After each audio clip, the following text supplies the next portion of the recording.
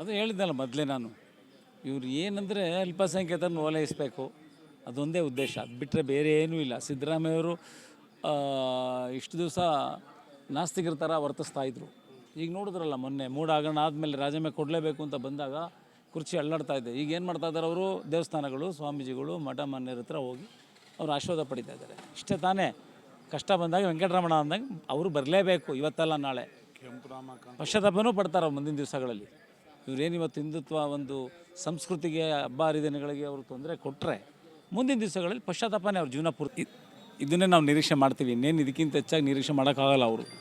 ಅವ್ರು ಏನೋ ಒಂದು ಅಲ್ಪಸಂಖ್ಯಾತರನ್ನ ಮೆಚ್ಚಿಸ್ಕೊಳ್ಳೋಕ್ಕೋಸ್ಕರ ಯಾವಾಗಲೂ ಪದೇ ಪದೇ ಹಿಂದೂ ಧರ್ಮದ ಒಂದು ಆಚಾರಗಳು ಬಂದಾಗ, ವಿಚಾರಗಳು ಬಂದಾಗ, ಸಂಸ್ಕೃತಿ ಬಂದಾಗ, ಹಬ್ಬಗಳು ಬಂದಾಗ, ಹರಿದಿನಗಳು ಬಂದಾಗ ಅವರು ಅದ್ರ ವಿರುದ್ಧವಾಗಿ ಏನಾದರೂ ಒಂದು ಕೆಲಸವನ್ನು ಮಾಡುವಂಥ ಪ್ರಯತ್ನ ಮಾಡ್ತಾ ಇರ್ತಾರೆ ಸಿದ್ದರಾಮಯ್ಯ ಅವರು, ಮುಖ್ಯಮಂತ್ರಿಗಳು.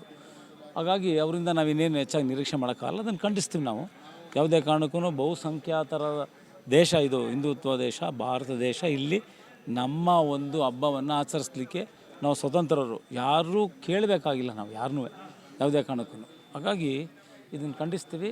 ಅವ್ರು ತಪ್ಪದು.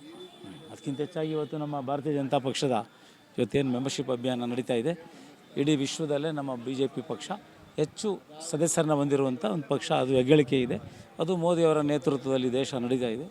ಹಾಗಾಗಿ JP ನಡ್ಡಾ ಅವರ ಅಧ್ಯಕ್ಷತೆಯಲ್ಲಿ ಈ ಪಕ್ಷ ನಡೀತಾ ಇರೋ ದೃಷ್ಟಿಯಿಂದ ನಾವು ಕೂಡ ಎಲ್ಲ ಮೆಂಬರ್ಶಿಪ್ನ ಇವತ್ತು ಎಲ್ಲ ಕಡೆ ಮನೆಗೆ ಹೋಗಿ ಇವತ್ತೆಲ್ಲ ಮಾಡ್ತೀವಿ. ಪ್ರಾರಂಭ ಆಗಿದೆ.